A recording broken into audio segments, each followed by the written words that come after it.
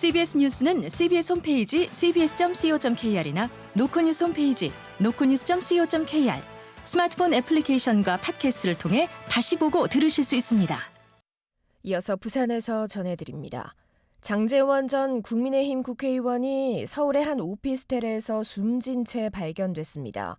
성폭력 혐의로 경찰 조사를 받는 가운데 벌어진 비보에 지역 정치권도 큰 충격에 휩싸였습니다. 정혜린 기자가 보도합니다. 장제원 전 국회의원이 어젯밤 11시 40분쯤 서울 강동구의 한 오피스텔에서 유서를 남긴 채 숨진 상태로 발견됐습니다.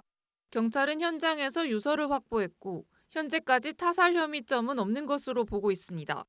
장 전 의원은 최근 자신이 부총장으로 있던 2015년 당시 함께 일했던 인물에게 성폭력 혐의로 고소돼 수사를 받아왔습니다. 고소인은 어제 사건 당시 촬영된 영상과 국과수 감정서 등을 추가 제출했고 장 전 의원은 지난달 28일 피고소인 신분으로 경찰 조사를 받았습니다. 심리적 부담이 커진 가운데 오늘 예정된 고소인 측의 기자회견을 앞두고 스스로 극단적인 선택을 한 것으로 보입니다. 사상구 관계자입니다. 새벽에 좀 들었습니다. 아유, 안타깝습니다. 하나로 내려올 겁니다. 이게 오후에 서울에서 내려올 예정이거든요. 18대, 20대, 21대 3선 국회의원을 지낸 장 전 의원은 윤석열 대통령 당선인 시절 비서실장을 맡으며 여권 내 핵심 인사로 활동해왔습니다. 보수 진영의 전략가로 불리며 강한 발언과 존재감으로 정치권 안팎에 뚜렷한 족적을 남겼고 제22대 총선 불출마를 선언하며 정치적 휴식기를 보내고 있었습니다. 최근 경찰 조사 상황 등을 고려해 국민의힘 부산시당이나 시의회 차원의 조문 없이 조용히 개인 조문이 이뤄질 것으로 보이는 가운데 갑작스러운 비보에 사상구를 포함한 지역 정가에는 당혹과 안타까움이 이어지고 있습니다. CBS 뉴스 정혜린입니다.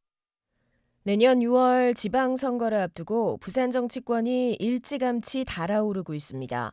총선에서 고배를 마신 인사들의 구청장 출마 가능성이 거론되면서 주요 자치구 선거 구도에 변화가 예고되고 있습니다. 강민정 기자가 보도합니다.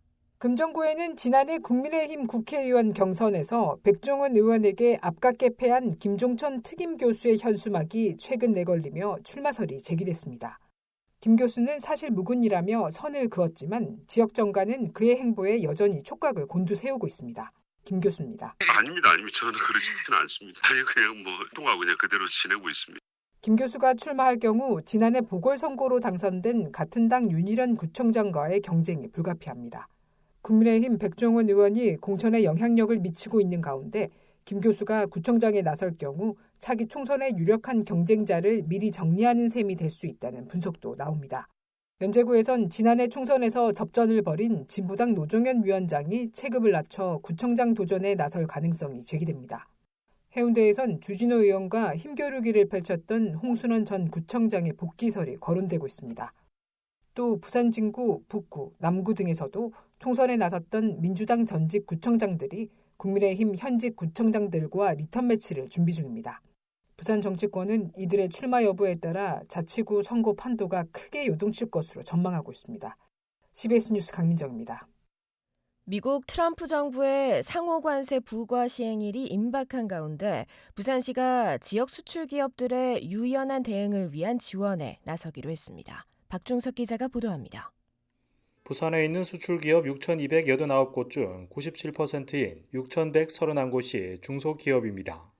또 부산의 수출 물품의 18.5%가 미국으로 가고 있습니다.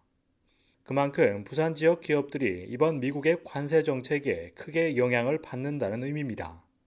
이에 부산시는 지난 1월 수립한 비상수출 대책에서 한층 확대한 비상수출 대책 2.0을 추진하기로 했습니다. 시가 마련한 대책 중 핵심은 미국의 관세 조치에 따라 피해가 발생한 중소기업에 최대 8억 원의 긴급 운전 자금을 모두 1,000억 원 규모로 지원하는 겁니다. 부산시 김봉철 디지털경제실장입니다. 이번에 관세 피해 중소기업에 대해서 긴급으로 해서 1,000억 원의 중소기업 운전 자금을 제공하고 시는 또 앞으로 관세 피해가 우려되는 기업에 대해서도 지방세 납부 기한 연장과 세무조사 유예 제도를 시행하기로 했습니다. 기업의 물류 애로 해소를 위해 지역 수출 바우처 지원 분야를 신설하고 해외 물류비 지원 대상 업체를 300여 개사로 확대할 계획입니다. 시는 이와 함께 부산경제진흥원과 코트라, 부산상공회의소 등과의 협업을 통해 추가 지원책을 개발하는 한편 관세 대응 119 상담 창구를 운영하는 등 전방위적 위기 대응 체계를 가동할 방침입니다. CBS 뉴스 박종석입니다. 부산경찰청은 윤석열 대통령 탄핵 심판 선고일인 4일 합법적인 집회 시위는 최대한 보장하고 불법 폭력 행위엔 엄정 대응하겠다고 경고했습니다. 경찰은 선고 당일 기동대 9개 중대가 서울로 지원을 갈 예정인 만큼 비상설 15개 중대와 기능별 필수 인력을 위주로 경력을 동원해 부산 지역에서 진행될 집회 시위에 대응한다는 방침입니다.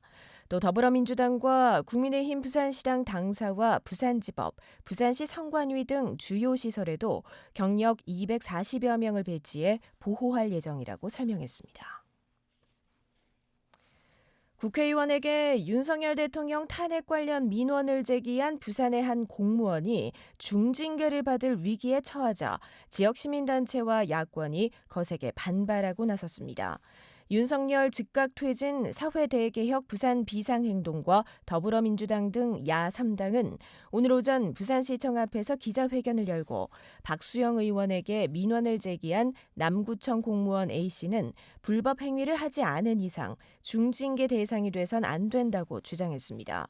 A씨는 지난해 12월 박수영 의원 사무실에서 열린 민원 행사에 찾아가 12.3 내란 사태에 대한 입장을 물었으며 남구는 이 같은 행위가 공무원 품위 유지 의무 위반에 해당한다며 A씨에 대한 중징계를 부산시에 요청한 상태입니다. 부산시 교육감 재선거 선거운동일이 오늘 자정에 끝나는 가운데 각 후보자들은 서면 지역에서 마지막 유세를 하고 13일간의 선거운동을 마무리합니다. 끝으로 날씨입니다. 부산은 내일 맑다가 늦은 오후부터 차차 흐려지겠습니다. 6도에서 15도의 기온 분포로 낮과 밤의 기온차가 다소 크겠습니다. 기상청은 대기가 매우 건조해 건조주의보가 유지 중이라며 산불 등 화재 예방에 주의할 것을 당부했습니다. 부산의 지금 기온은 12.7도, 습도는 35%입니다.